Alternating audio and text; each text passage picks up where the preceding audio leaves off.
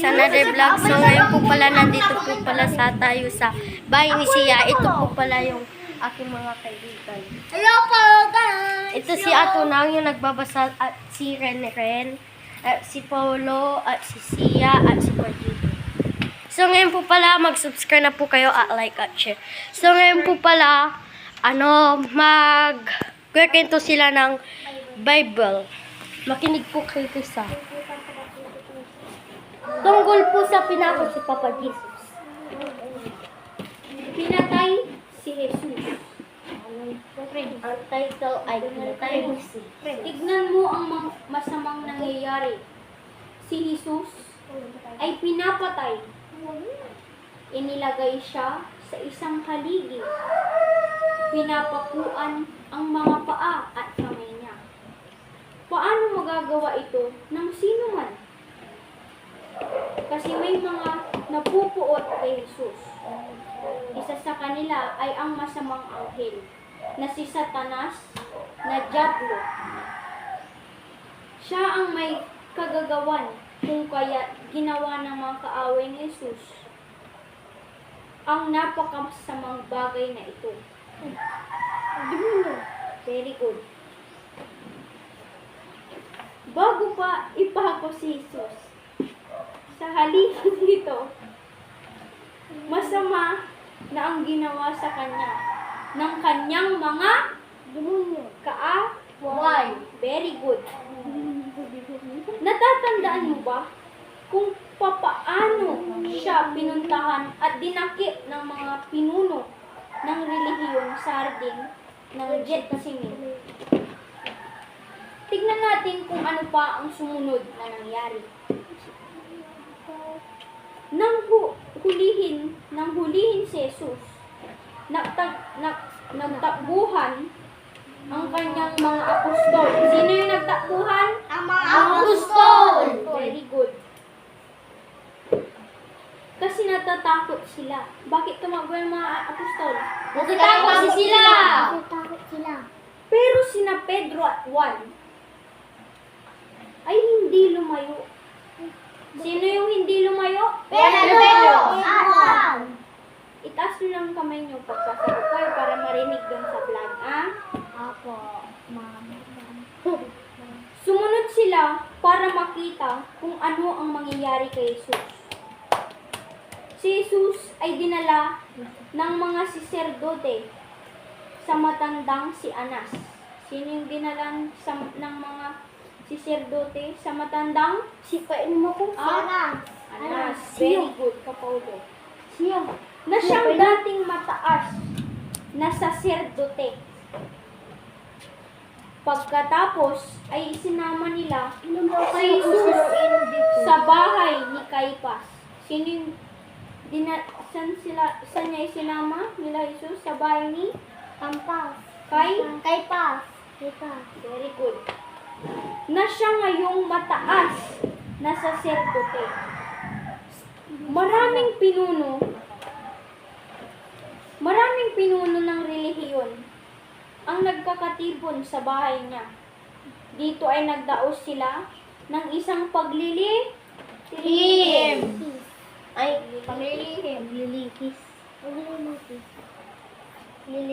Nagsalita sila ng mga kasinungalingang tungkol kay Jesus.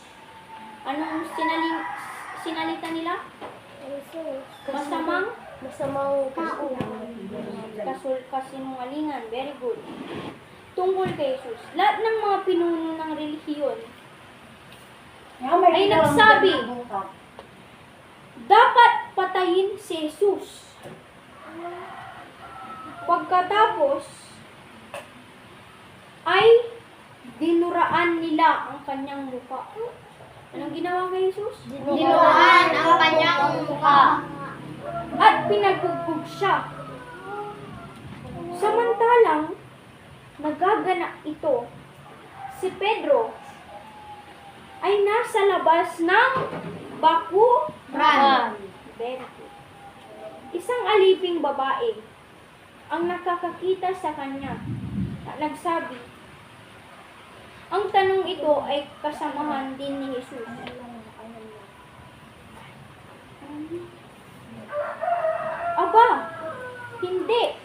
sagot ni Pedro.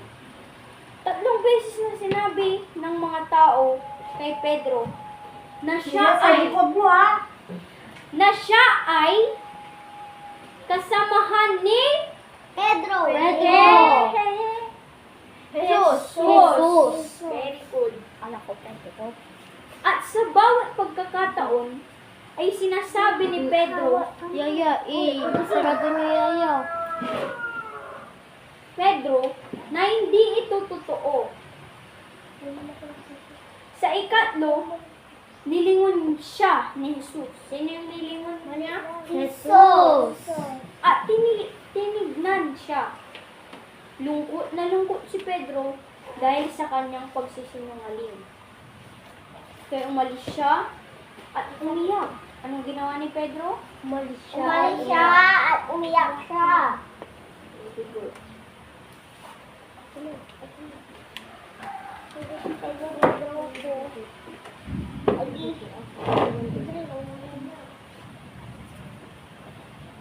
Nang sumisikat na ang araw, noong Biyernes ng umaga, dinala ng mga saserdote si Jesus sa kanyang malaking pulungan. Ang bulwagan ng Sanhedrin. Anong bulwagan ng Sanhedrin. Dito ay pinag-usapan nila kung ano ang dapat gawin sa kanya. Dinala nila siya kay Poncio Pilato, ang pinuno ng distrito ng Judea. Sinabi nila kay Pilato na si Jesus ay dapat patayin. Pero sinabi sa kanila ni Pilato, wala akong makikitang kasalanan niya. Pagkatapos ay pinuntahan ni Pilato si Jesus kay Herodes Antipas. Wala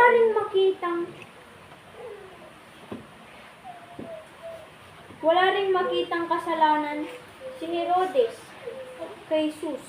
Kaya pinabalik niya ito kay Pilato. Gustong palayain ni Pilato si Jesus. Pero ang kaaway ni Jesus gusto na isang magnanakaw na nagngangalang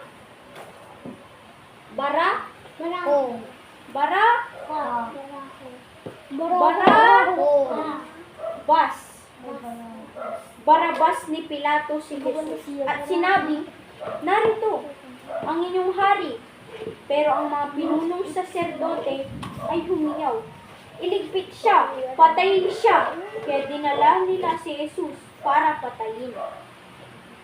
Ipinako sa isang haligi sa magkabilang tabi ni Jesus ay may kriminal na papatayin din sa haligi. Hindi mo sila makikita sa larawan. Maaga pa, kaya dinala nila si Jesus. So yun guys, ay ito lang po ang ating kwento. Sana po nagustuhan nyo. Bye-bye! Bye-bye guys. So, pala, dapat nagustuhan niyo yung kwento namin. Bye-bye.